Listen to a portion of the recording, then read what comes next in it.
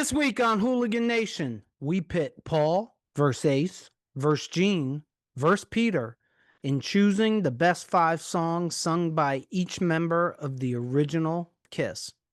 And as a bonus, we discuss the culinary delicacy of pigs in a blanket. Huh?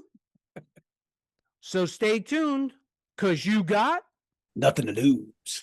You got nothing to lose. Got nothing. You wanted the best. Well, they retired. So you got 2 dudes in a garage. Talking KISS.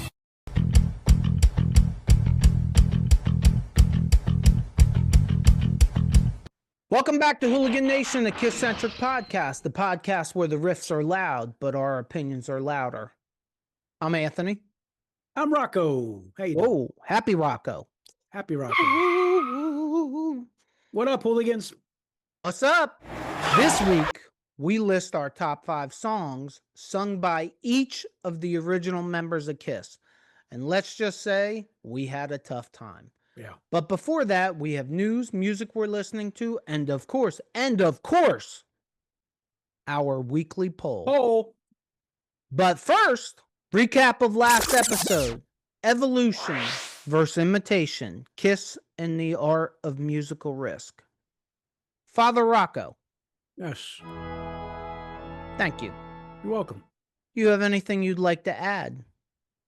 Honestly, it's that subject in general is one of my favorite subjects of music, period. I love the story and the evolution of a band and see how they start, see where they finish. I really enjoyed doing that episode for that reason, because you see certain bands, they stick to their formula and they just keep driving it home. And then other bands get creative, sometimes a little too creative, like KISS at times. But and I think that's kind of one of the parts of doing this podcast that is the funnest part is we both did that podcast and we both enjoyed it for completely different reasons. Like I read over and over again, listen to, watch, blah, blah, blah about KISS imitating this and KISS imitating that, and to go through it and break down what's imitation as compared to what's evolution was pretty interesting to me. And also what I find really funny always is that KISS gets beat up, and absolutely rightfully so sometimes, but they get beat up. The evolution that doesn't work out well is always called imitation. The evolution that turns out well seems to never be called imitation. Like I feel like I've been on this the last few weeks, but nobody calls I Was Made for Loving You any kind of imitation because it was good. It was evolution. Oh, well, it was the disco era, so they made my favorite one is, well, the studio version is a disco song, but the live version isn't, which is true. But I think that's how some fans try to make it make sense in their head. Like, all of it is evolution from a certain perspective, and most of it is imitation in some form or fashion. Like I said, I appreciate the courage that it took to do some of the things that they did, whether it worked or not. You know, I mean, not every band will do that. Hey, listen, let's just stick with what works. You know, we Destroyer, we had good hits with that. Let's just keep doing it. News. You got news? I do. Some of the news that I have, it's all about the same band. Some of the news I have are rumors. Some of it's substantially current stuff that's going to be happening. I got this information off of Loudwire, an article by Lauren Schaefer, and it was dated August 6, 2025. Metallica, the first bit of news. There is a launch of a new channel from Metallica on Sirius XM. It's called Maximum Metallica. It's going to be on channel 42, and it airs and launches on August 29th. And then the last bit of news, it's totally a rumor. And you probably have already heard about it. But supposedly there is a rumor that Metallica will be doing a residency at the Sphere in Las Vegas at some point.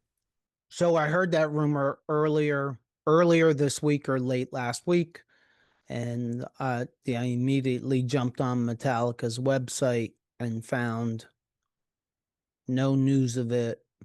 So I determined that that's a unsubstantiated rumor at this time. I did find it funny.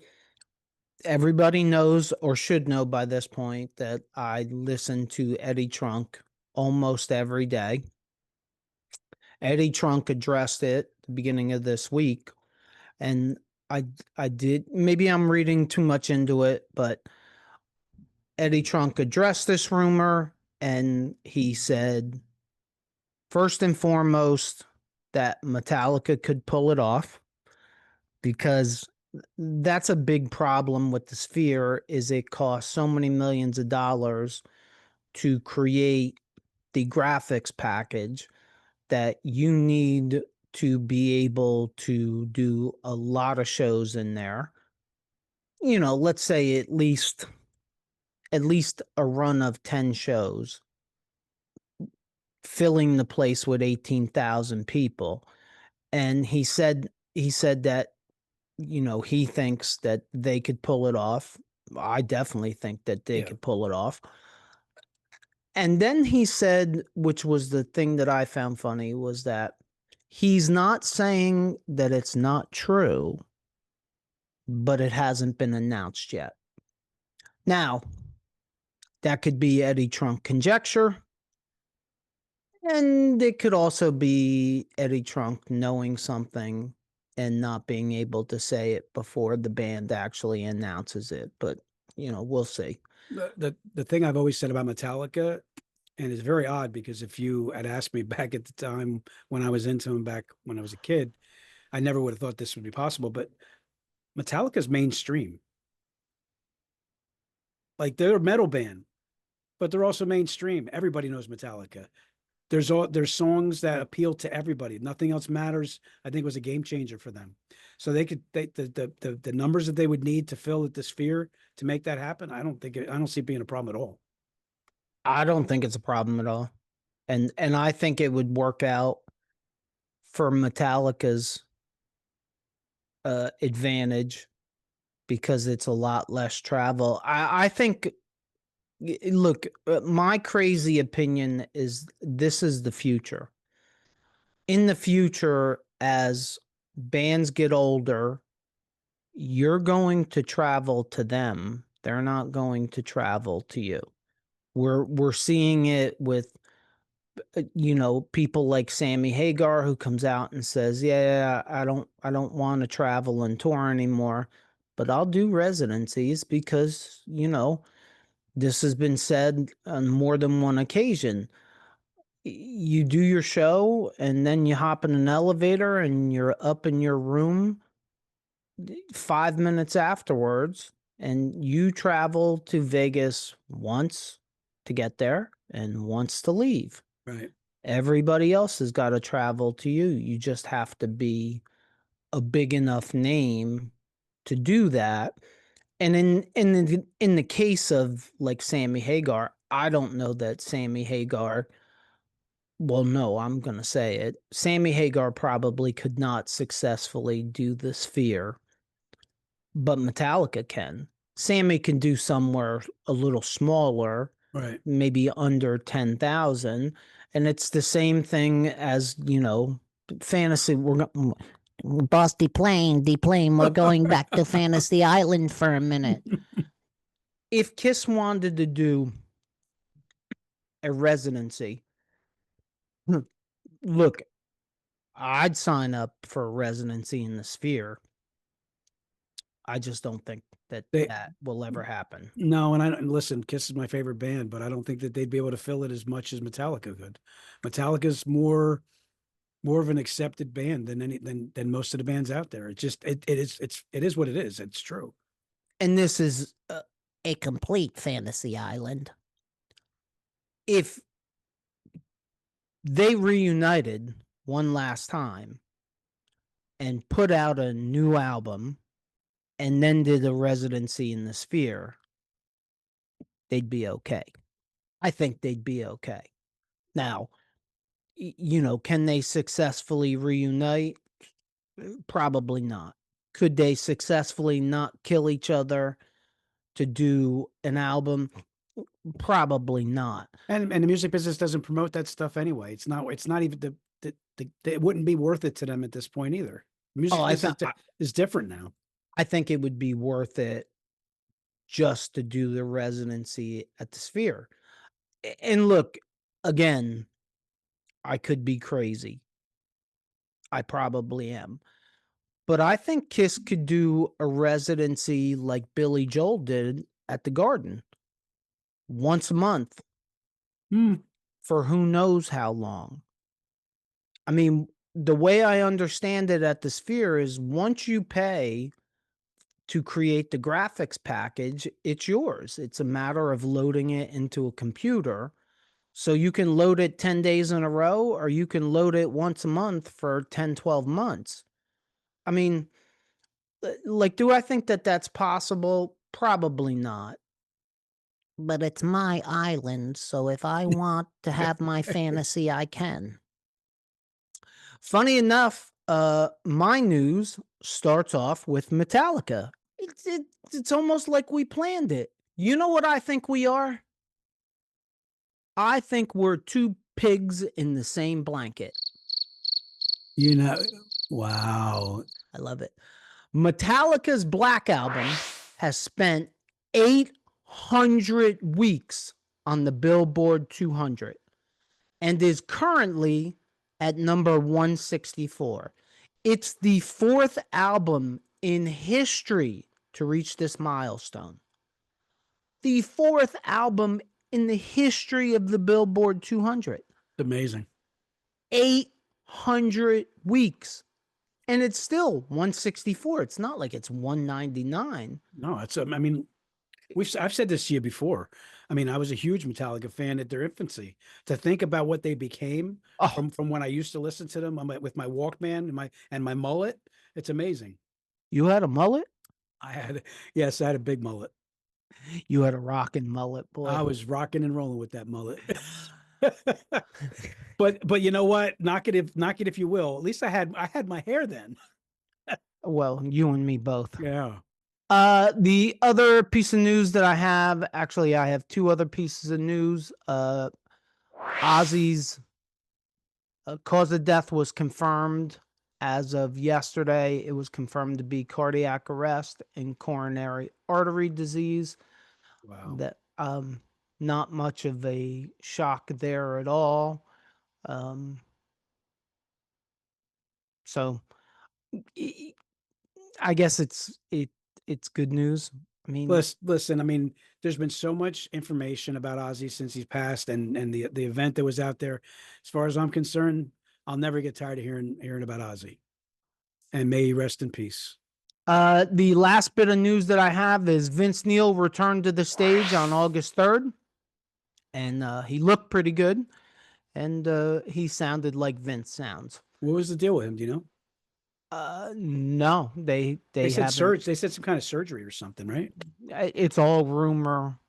And he hasn't come out and said anything. The concert was at Bethel Woods, I think it was, in New York.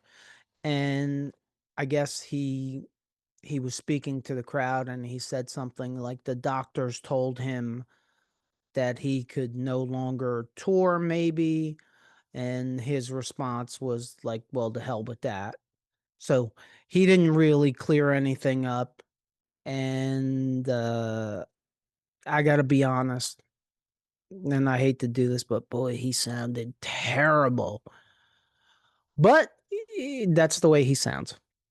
I mean, he's like David Lee Roth, man. He can't sing. He can't sing. Well, at their peak, though, I mean, I loved his voice. At the peak, Motley Crue had their own sound, and it was great. It's a shame. I'm talking about live. I'm not talking about recorded. I'm talking about live because Well, I did. You seen them? Do you seen them in their peak? I never saw them in their peak. I wanted to. yeah, I saw them a couple times. He wasn't good live back in the day. Not, look, I mean, the first time I saw them was Girls, Girls, Girls. And the way I remember it, he sounded great. Now, could I be wrong? I guess I could. I saw them with their co-headlining tour with KISS, and as I remember it, he sounded good. When I saw him on the stadium tour, geez, uh, it was a little rough. It was a little rough, and the video that I watched, it's a YouTube video, but the YouTube video that I watched from August 3rd, it's a little rough. But if you like Motley Crue and you like Vince Neil, you gotta take the bad with the good, and it is what it is. Music we're listening to. Yeah, the last couple of days I mean, that I think I've said on the podcast before, one of my favorite vocalists is Jeff Tate from Queensryche, and I've been listening to a lot of his catalog lately. And the current album I'm listening to is called Kings and Thieves from Jeff Tate. I'm going to be seeing him in October, hopefully with you. And 3 songs I mark from that album: In the Dirt, The Way I Roll, and Dark Money. I recommend. They're really good songs. These are some of the albums of his that I haven't listened to a lot. I get stuck a lot in the old catalog of Queensryche, but I've always loved his voice, and that's what I'm listening to. I am going to be a complete buzzkill with mine, and I apologize now, but honesty and transparency is kind of important to us. I'm still listening to the new Alice Cooper Band album every chance I get. All right, if it's what you like, it's what you're listening to. I mean, I try to move on to something different. I just can't move on. It's so different. It's so new but old. It's a hell of an audio ride to take. Like have you listened to it yet? I haven't listened. No, I have yet to listen to it. Because I get stuck on things too. I'm still listening to Creatures. Like I music's that way. Sometimes something will grab a hold of you and it holds on to you for a while, and you don't have time to venture out. When I listen to something new like the Alice Cooper, I mean, you mentioned, all you had to do is mention Pink Floyd. I want to really pay attention and listen to it when I listen to it. I don't want to just kind of breeze through it. I want to really listen to it. So I'm waiting for that. I have a list of stuff to listen to, that I'm trying to get to, but don't fall behind with the Alice Cooper Band. And don't forget 72 Seasons too. I've been trying to get through too, and it's really good. Oh my God. But it's a good thing though. I love music. You know what time it is? It's gotta be you dancing on a pole time. Just for anyone that doesn't pay attention to us, our weekly polls can be found on our community tab and on our Facebook group. So if you want to be able to vote, check out our community tabs on YouTube or join our Facebook group. Please. Thank you. The question for this week, I can't believe this is the first time that we ever asked this question, but it just popped in my head a couple weeks ago. How do you feel about Eric Singer and Tommy Thayer wearing Peter Criss and Ace Frehley's makeup? Father Rocco, what say you? It doesn't bother me. If I'm being honest, it doesn't really bother me. The thing that the evolution of the characters, I mean, there's a part of me that does believe that they should have did character. I go back and forth with it. Characters, new members, new characters and stuff like that. But it doesn't bother me because, again, one of the things that you bring up all the time, for as much as you kind of throw shade on some of that stuff, they gave us another 20 years of KISS. Absolutely. So it doesn't really bother me too much.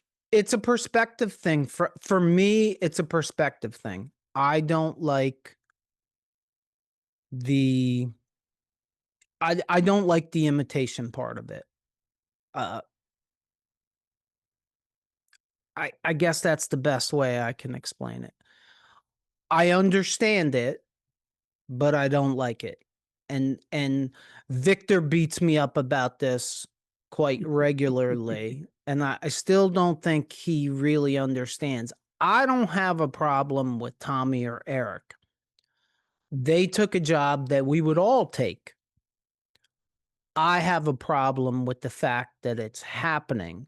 With that being said, I do feel like we got 2 more studio albums and we got 20 more years of KISS. I feel like I'm in the minority because I read the comments from hooligans almost every week saying they should have retired in the early 2000s. I don't really see it that way. I appreciate the fact that we got a 20 extra years of KISS, and for probably 15 of them, I checked out. Yeah, same here. For the most part, I checked out. And I wasn't going to live shows every year. I checked out, I've said this before. I put Monster on and skipped through it. I put Sonic Boom on, skipped through it. Right. I mean, did they put down the quality of the best quality that KISS ever did in their catalog? No, but nobody could deny Eric Singer and Tommy Thayer are very good musicians too. Would you like to know what the Hooligans thought? Absolutely. I always want to know what the Hooligans have to say. So I don't know whether to say I'm shocked at this or not shocked at this. I expected the balance to be a lot more off balance. All right. 23% of the hooligans said they were okay with it. And 77% said there's only one Space Ace and Catman. I respect that. I do respect that. I thought it would be more like 90-10, and it wasn't. And that was kind of shocking to me a little bit. Well, you know what, though? Here's the other aspect of it. You need 4 members to be pulling in the same direction. We've said it many times. Part of the reason, right, that Ace and Peter aren't in the band and didn't stay in the band and didn't stay Space Ace and the Catman is because, number one, they sold their character, right? And then, and number 2, they had a little something to do with not being in the band anymore. And don't forget about number 3, because number 3 is the killer of all killers to me. Number 3 is both Ace and Peter separately were in the band with Eric and Tommy. Man, that's very interesting. It really. I come from a world of evidence, and that's evidence of bullshit right there. Right. I'm not saying it is. I'm just saying that evidentially speaking, was that another grape? Yeah, they're really good.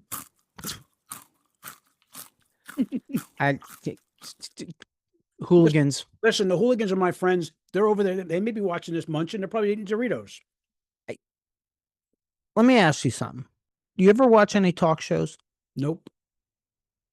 Any late night? I'm trying to make it harder for you. Yes, of course I watch shows.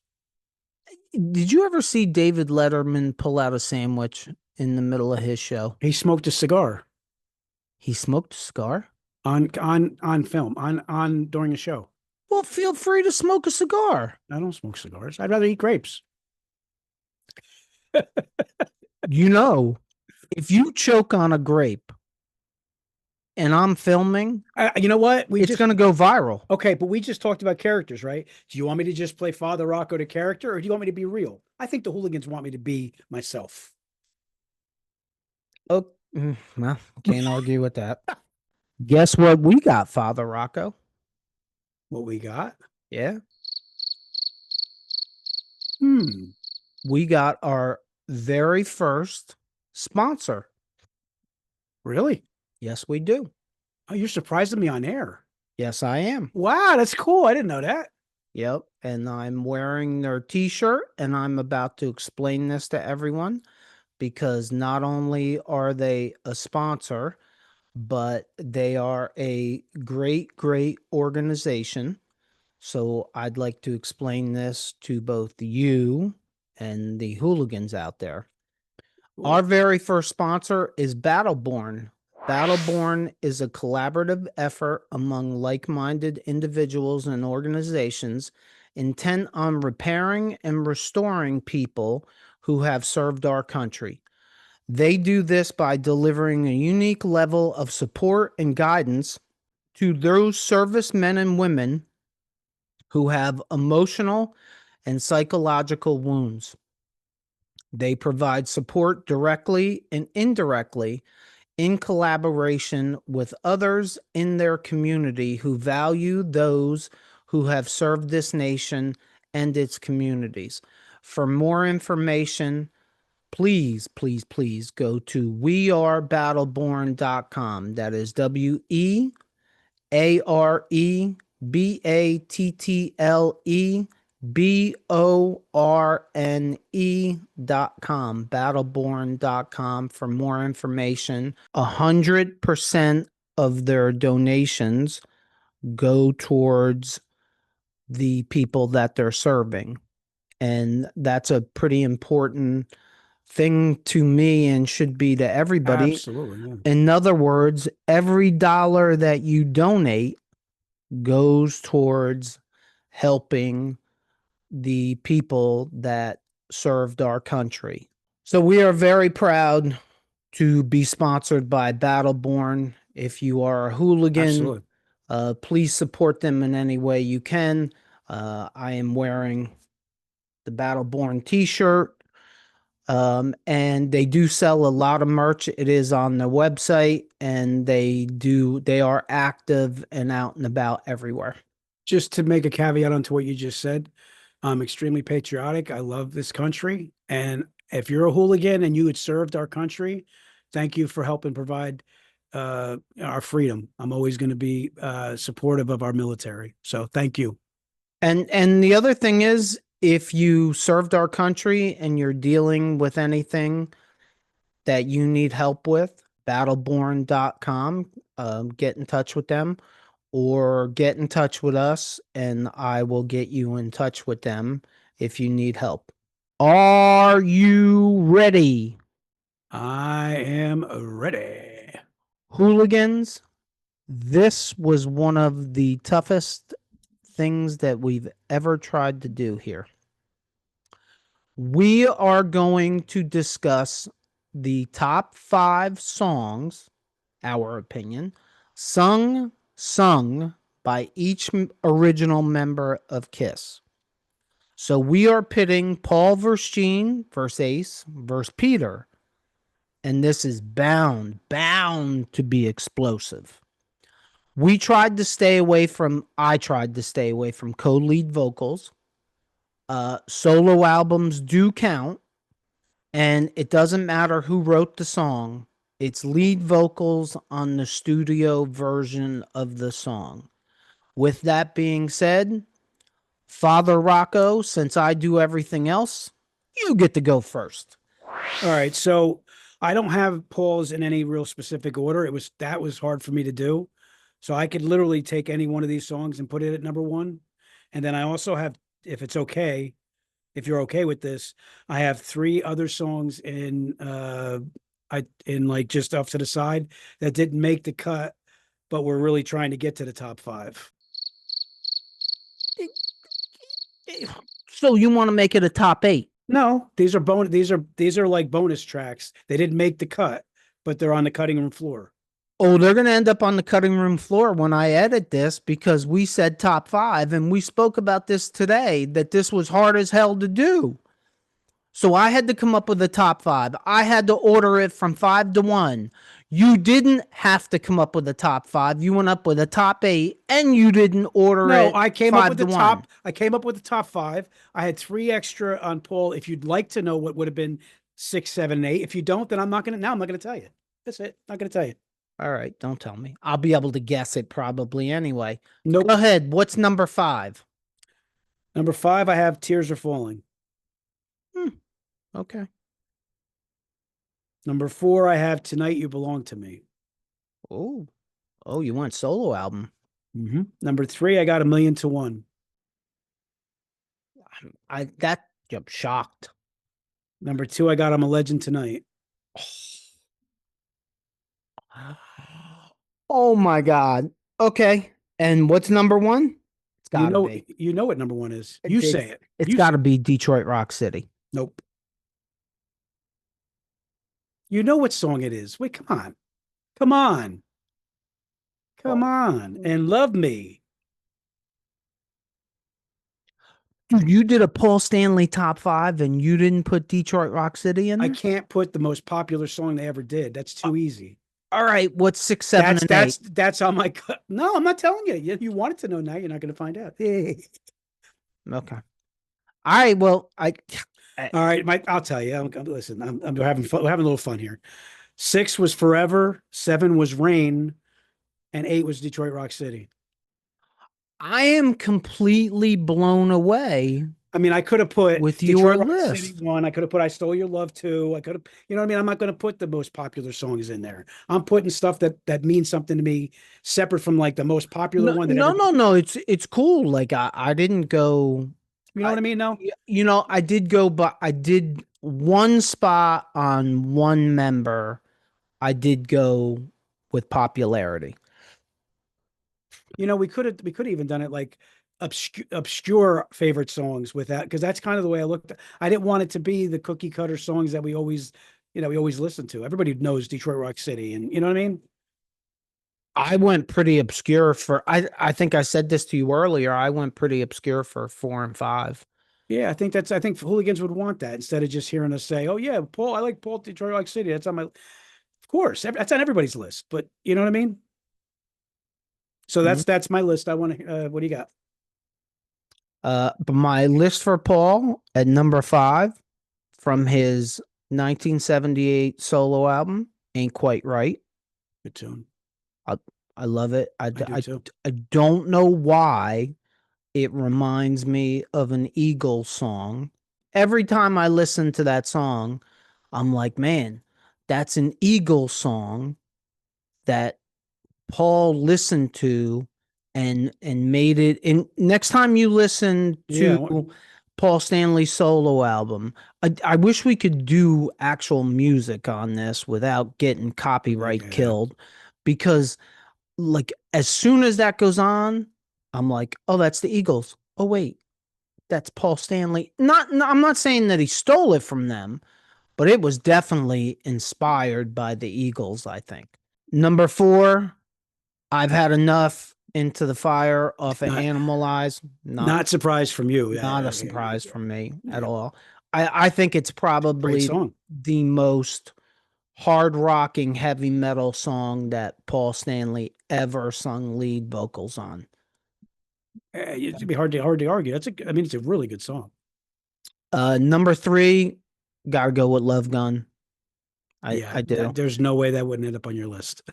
Right. Number 2, Detroit Rock City.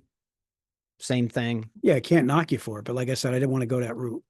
I didn't go the popularity route. I went with my 5 favorite songs that Paul sings. Then I may know your number 1 then. Oh, what do you think my number 1 is? I Stole Your Love. Oh my God, that's my number 1. Yes. Shocker. All right.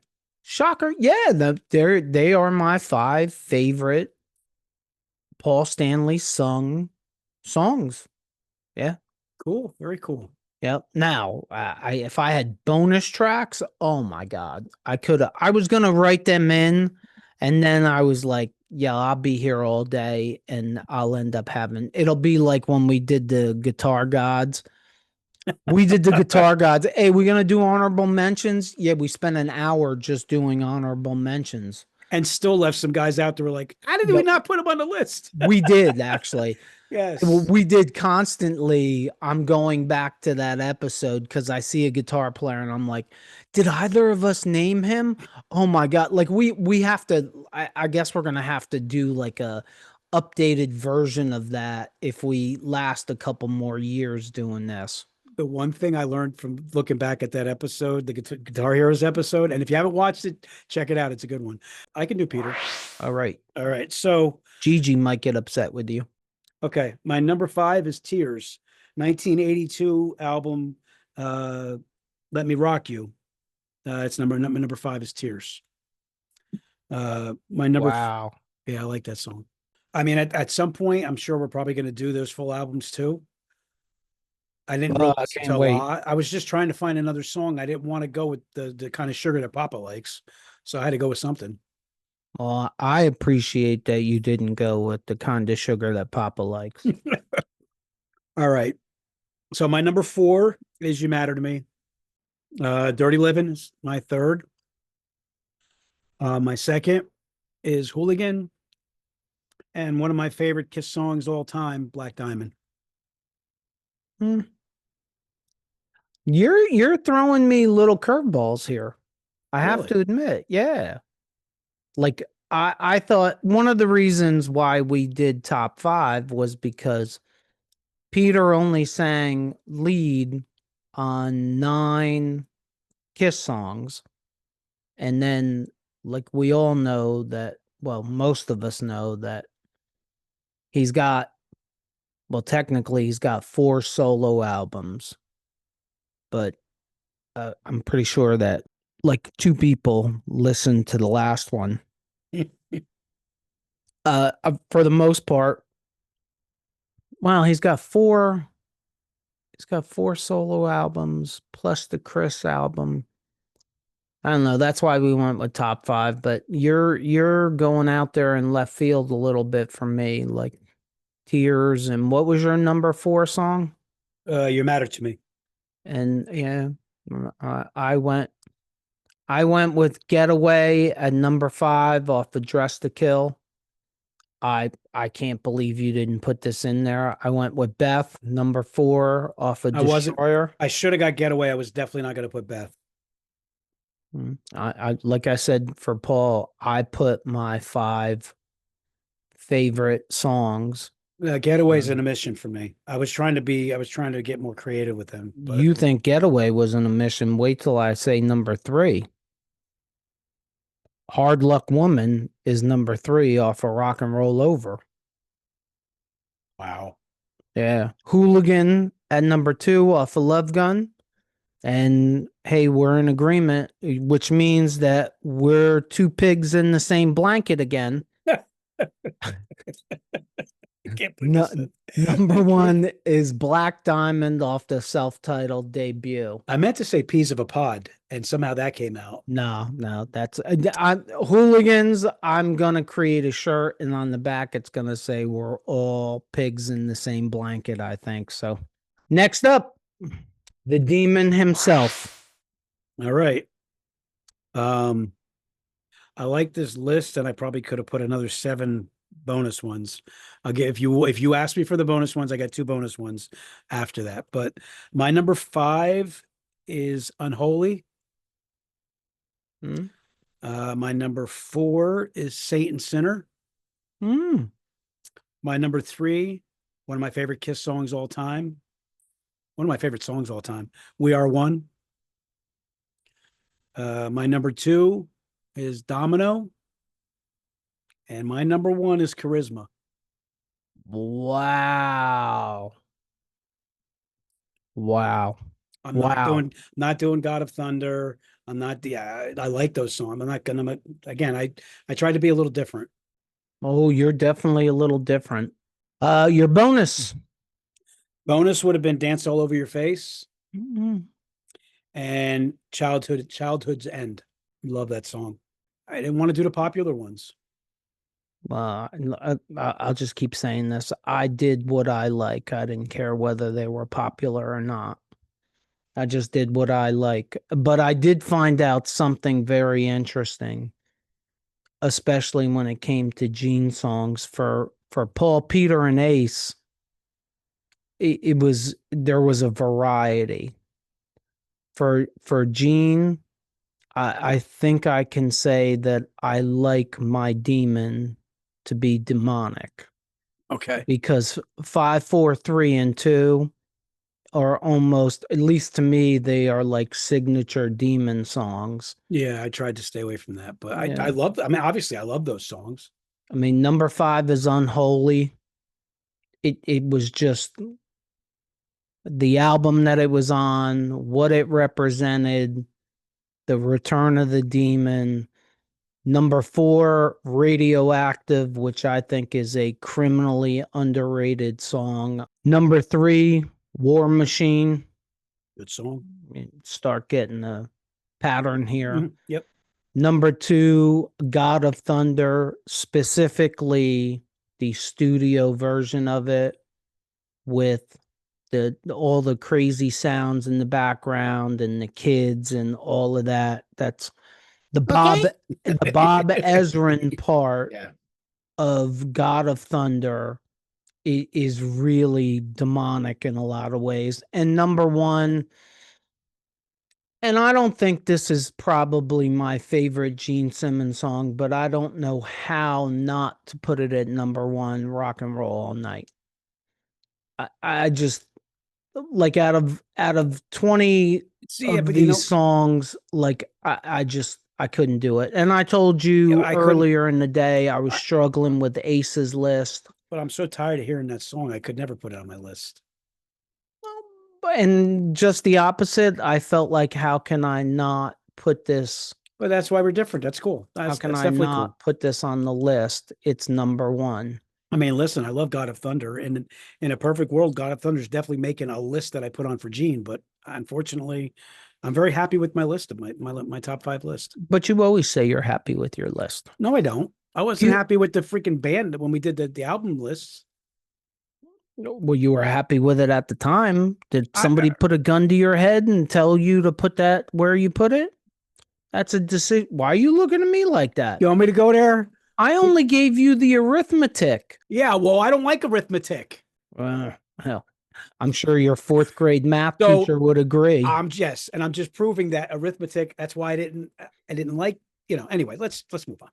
Yeah, let's move on. Next up, Ace. Okay, I have number 5, Rocket Ride. I'll tell you now, that's the song that I struggled with. We're gonna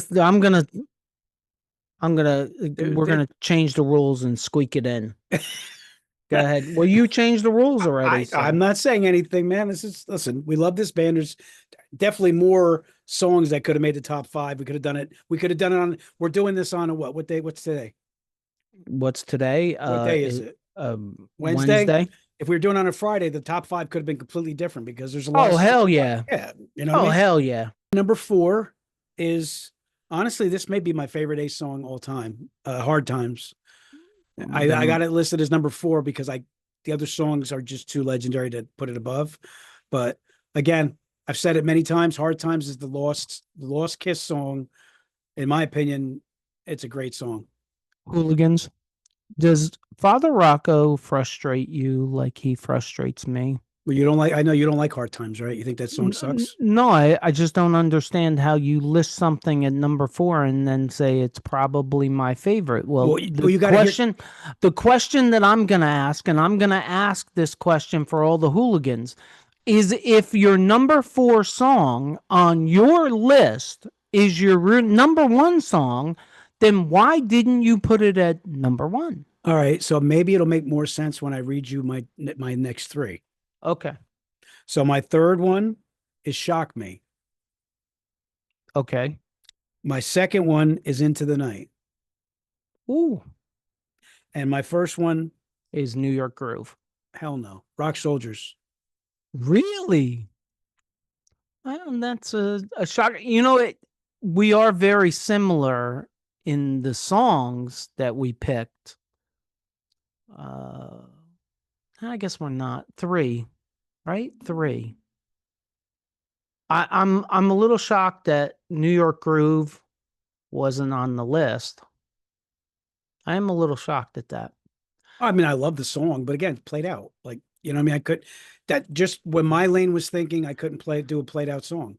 I think that's another cool thing that we do is because we don't compare we go at these things completely differently. Well, I had two bonus ones real quick. I'll just throw out. Throw I your had- bonus. I had Change on Space Invader, Look at you. and I had I'm in the Need of Love. That was another one I wanted to make the list. So first, my bonus, my honorable mention. I went back and forth all day today after making this list about a week ago. And I so wanted to have Rocket Ride on this list, but I just felt like I could not remove number 5. So Rocket Ride is my unofficial number 6. Number 5, and probably more for everything else than the actual song, but my number 5 is Dark Light off of The Elder. Probably more Wow. for the fact that it came off of The Elder, and it's really interesting. probably the only straight hard rock song on The Elder. And the other thing is, I think Dark Light solo is probably the best Ace Frehley solo to It's me. a good solo. No, it's a good solo. I It's mean- definitely a good solo. I mean, it's just one of a kind completely. So I struggled back and forth between Rocket Ride, which I love and I think is a great song, but Dark Light, even back in the day when we were kids, the only thing I could really listen to off The Elder was Dark Light. I mean, now my taste has opened up a lot more, and especially since we do this, I force myself and have forced myself to listen to The Elder more. And I gotta give props to Frank Kenstein. What he did with The Elder really kind of changed everything about it, and I find myself listening to that version more than anything else. Number 4 is Rock Soldiers. Again, I think it's a great song. I think it's a great solo. I think it's a great music video. But the representation of it and the fact that Ace was back and Yeah. he told you so. Yeah, I like everything about that song. Yeah. And same thing for number 3, Into the Night. Again, I keep forgetting to do this, but off of Frehley's Comet, self-titled debut. Into the Night, I think, is a great, criminally underrated Ace Frehley song. Impact. I can't figure out for the life of me, and I've said this before, why he doesn't play it live. He really never played it live. I think it's a great song. And it's number 3 on my list because of that. Again, the like you said, the impact of it, Ace coming back, Ace Unmasked, the video I thought was a great video. The whole thing all together. I can remember like watching the video, like being excited to finally see Ace in that video. I think MTV was making it a feature. And I remember being like anxiously awaiting seeing the video and seeing Ace and hearing that song for the first time, and impact, because it had an impact on me, because you see Ace without makeup and it's cool and the song is cool. The video was well done. So impact. That's why it had to make my list too. Should have been so much bigger than they were. Like we talked about before, Ace had pressure on him. And to me, video wise and everything that they did for that album, I thought they did great. Someday, no matter what, we have to get Ace on here, or I have to run into Ace and I have to ask him the question of what's wrong with Into the Night. Why doesn't he play it live? Because I have never seen him play it live. Yeah, I can't find it on YouTube. I think there's one video somewhere. We talked about this too. I think that to me, the only reason he wouldn't play that song, I mean, it was the single, right? It was one of the singles on the album. The only reason he wouldn't play it live is he's not comfortable playing it live, or he doesn't feel like it's a good song to play live. That's the only thing I can think of. I think there's a big difference between those two things, though. Like, if we were to, even if it wasn't on this podcast, if I was to ask Ace, hey, why don't you sing Into the Night live? And he says, I can't sing it. Okay. But if he says something like, well, I don't like the song, well, I don't care. Like, No, if you think about it too, vocally, that song's different than a lot of his songs. Most of his songs are kind of like talking. yeah, they have a different cadence to them, and that one Yeah. doesn't. And you might be right. That might be the Yeah. reason. Yeah. And my number 2 song is Shock Me, because I felt like it had to be off of Love Gun. And my number 1 song, I don't care how many times you play it, it's got to be New York Groove off of his 1978 I love the solo song. album. Last time I heard it, I was getting my teeth fixed. I mean, you talk I was about at the dentist's impact. office. Yeah, That's totally. got to be the number 1 impactful song. And probably, and I'm sure we've said this before, probably moved along him leaving the band. Yeah. It probably moved that up a couple years because, well, he knew I can do this on my own. Now, as an extra bonus, what's your number 1 Paul song? My number 1 Paul song is, well, I have it listed as Come On and Love Me. Again, a lot of these songs are interchangeable. I can have any of them. I'm a Legend Tonight. I can, No, you have to pick one. The one that has the number 1 by it, that's your number 1 Paul song. Come On and Love Me. It's a song probably one of the KISS songs I listen to more than any of them. Okay. Come On and Love Me, your number 1 Peter song? My number 1 Peter song is Black Diamond, Big Time. Number 1 Gene song? Charisma. Number 1 Ace song? Rock Soldiers. Okay. Knock one off the list. Who you knocking off the list? I don't want to knock one off the list. Well, you have to. It's not fair. Life is not fair. This is my Tommy Thayer coloring book part of the show. Oh, man, this sucks. Charisma. Knocking Charisma off. So, okay, so you have Come On and Love Me, Black Diamond, And Rock Soldiers. And Rock Soldiers. Okay, what's next off the list? What? You suck. I know. Rock Soldiers. Okay, we're down to Come On and Love Me against Black Diamond. What's number 1?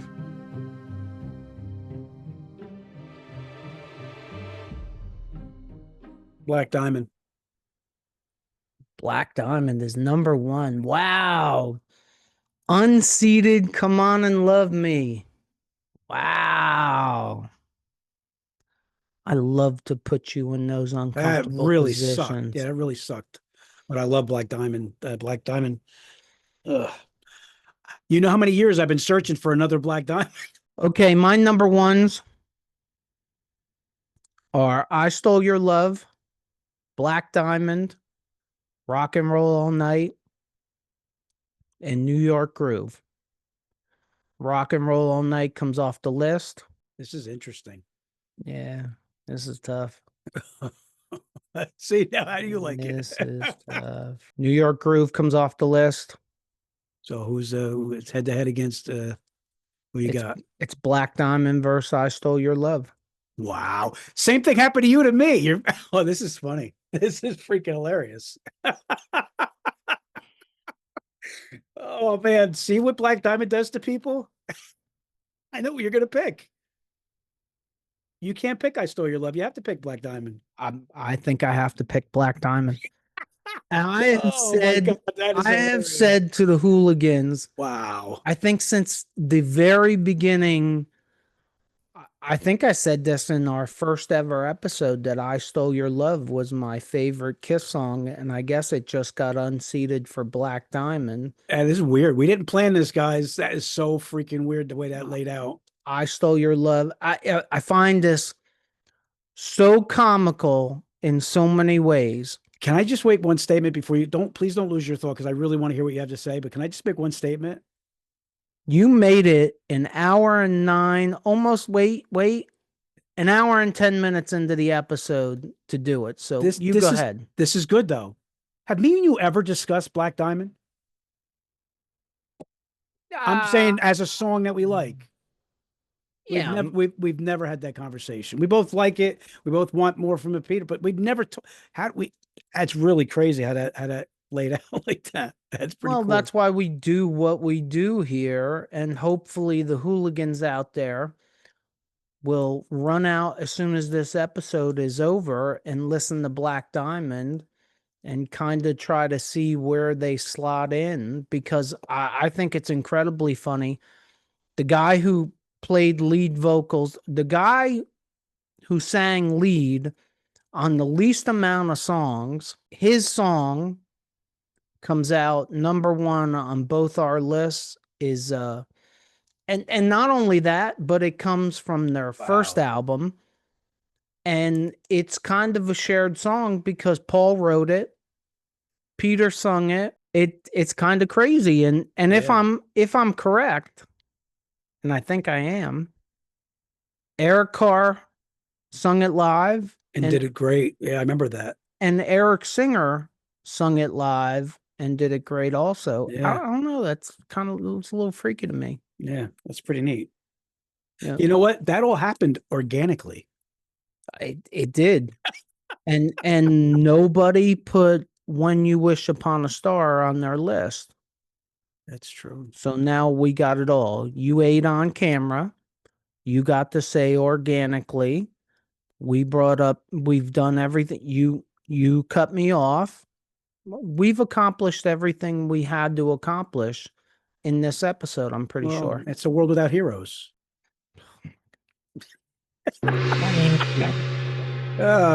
Hopefully our craziness is very entertaining for you guys today. If it isn't, fast forward, I guess. Hey, hooligans, by the way, if you want, put in the comments your list. Put your top one on each member. Just curiosity. I was just going to say that's going to be the question for this week, as long as I remember to put it in there. Put your #1s from each original member. And as a bonus, out of those, which is #1? It would be funny if Black Diamond came out repeatedly over and over again. Wow. Yeah, in all honesty, I swear to God, like that was pretty cool, because I seen where it was going when you started having to eliminate, and I'm like, that son of a bitch is going to pick the same song. I didn't feel like I had much of a choice, to tell you the truth. Yeah, it was same weird. here. Like, I mean, if you tell me I can listen, I love Come On and Love Me, but if you tell me one song I can listen to the rest of my life, and I have to pick between the two, it's Black Diamond every day of the week. I still hate the ending in the studio version. Oh, I don't like that either. That was just unnecessary. Right. Unnecessary. Good word for it. You have anything else you want to add? No. I mean, I think we could think of some other creative lists we can add, we can do down the line. I'd like to see if the hooligans have any suggestions too.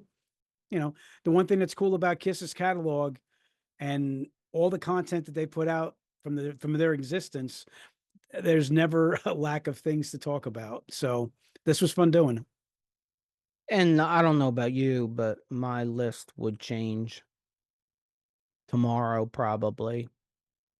They would probably be mostly the same songs, but they would probably be reordered depending on my mood.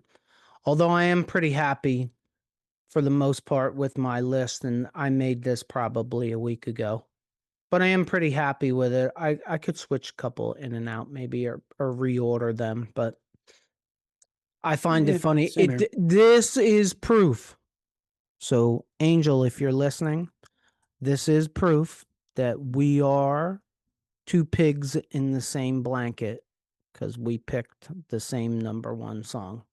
God. If you're listening to us on any of the podcast platforms, please leave us a review. And if you just found us, check out our past episodes. If you're watching us on our YouTube channel and you like this episode, please consider hitting the like button, just like him, and leaving us a comment. Hit that subscribe button, just like him, so you don't miss any future episodes, and check out these episodes right here. As always, if you made it this far, you know that we are two pigs in the same blanket. Thank you for supporting us, and don't forget, if it's too loud, you're too old. Peace out, Hooligan Nation.